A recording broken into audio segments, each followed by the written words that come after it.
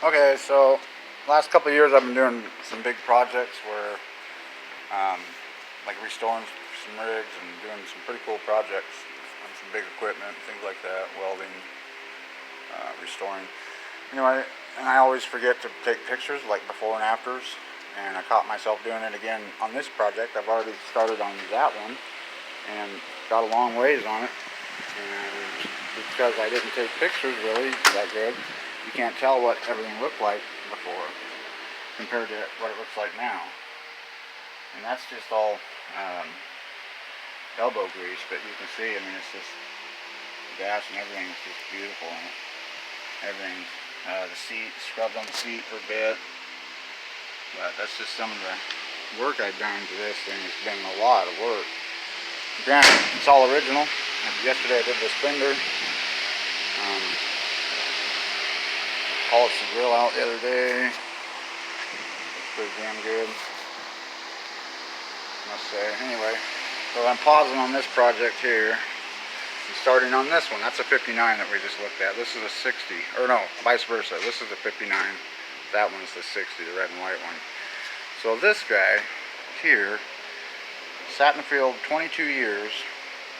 My friend bought it. The guy I just met bought it for $800. Didn't run. I got it to fire up. The motor didn't sound too bad. It's got a 312 out of a Thunderbird in it with a 4-speed, 4-wheel drive, half-ton, factory. It's the first year Ford came out with the 4-wheel drive. It's a long box, long wide box. But okay, it ran, but extensive work this thing needs. Just an idea here. I mean, she's in bad shape. Sat 20 years in a field, so the first step, obviously, for me, being me, I need to just shop back this thing out, clean it up a little bit, so I can see what I got to work with here. I don't know if you can see under the dash there, but maybe my phone will adjust or not.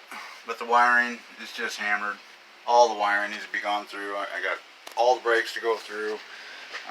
She's in pretty bad shape. The rust is so-so, not too bad. We can deal with it. The store don't shut. Anyway, you can see what this truck looked like was just moss covered. I mean, just hammered, you know.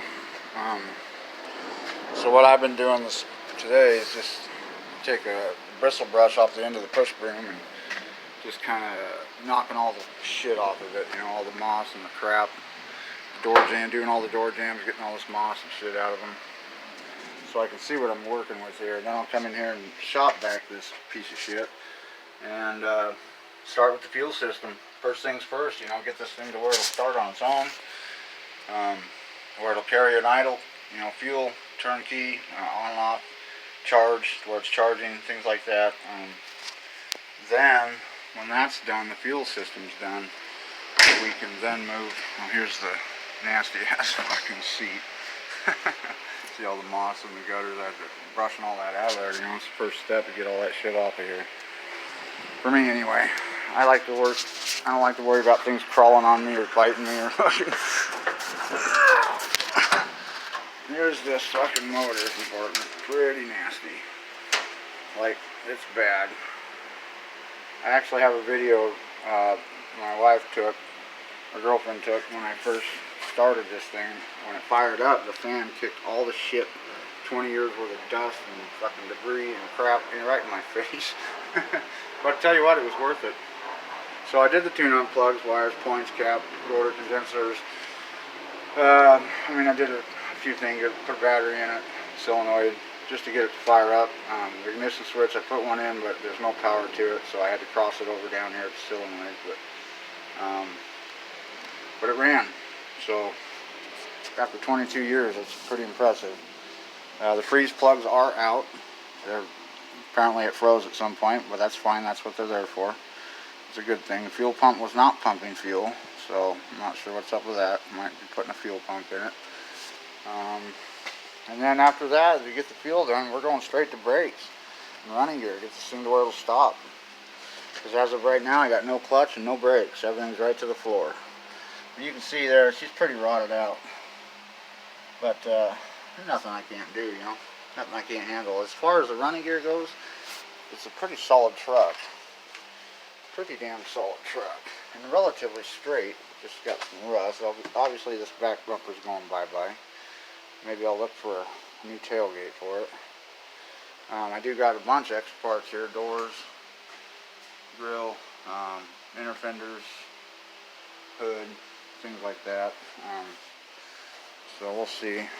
But not, all in all, not too bad. I mean, considering.